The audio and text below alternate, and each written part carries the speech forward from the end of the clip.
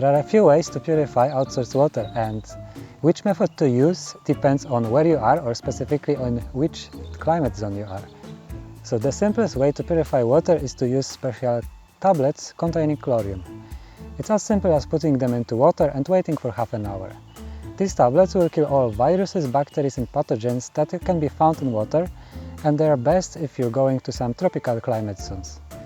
The only downside of this solution is that water treated with these tablets will change its taste, and it might be not as tasty as it was before. Another way of purifying water is to use little portable filters like the one I have here with me.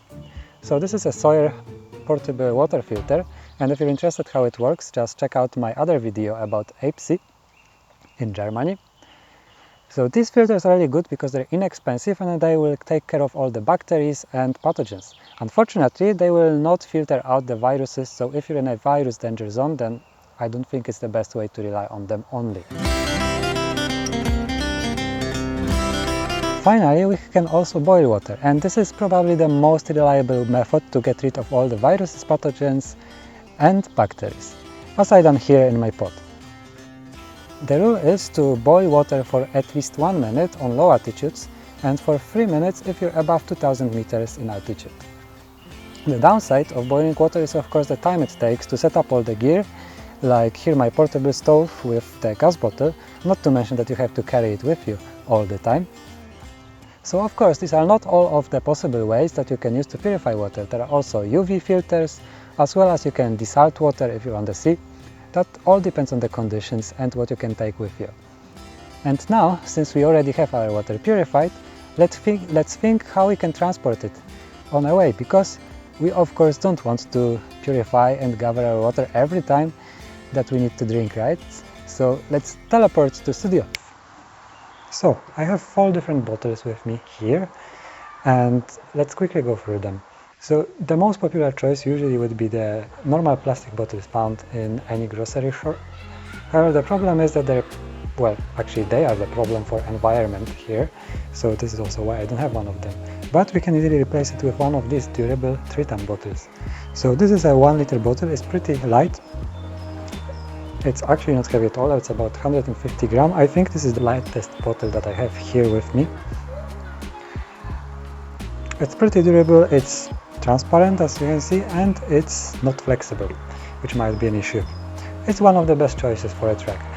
So if plastic is not the best option according to you, then I think the second best choice would be stainless steel, or generally this metal. The bottle is made of metal. So we have 2 choices here. There are the aluminum bottles and the steel bottles, which are a bit heavier. This is a 1-liter bottle here. However, it's still pretty light. It has 206 or 7 grams. The issues with it is it's not transparent, it's not flexible, and as well it will get hot if you pour hot water in it. It will get cold if you pour cold water in it. So it might be not the best choice in extreme conditions.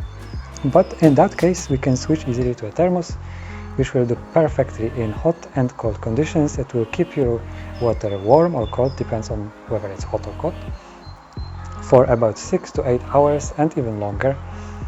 The only problem is that this bottle here has 750 milliliters, and as you can see it's still bigger than these 2-liter bottles. Also it's a little bit heavier than them. Now finally we also have glass bottles. However, the problem with glass bottles is that they are heavy, so they're definitely not a good fit for a trek. So this choice will be perfect for home or for a short trip with a car or 1-day walk in a city. That's probably a perfect choice. Finally, we have also these kinds of flexible bottles, like this Camelback I have here. So they are pretty good if you're going for 1 day just trekking or cycling or even snowboarding, which is what I'm doing. However, if you want to go for a couple of days of trek, then probably this is not the best choice because it's hard to clean them and bacteria easily can develop inside.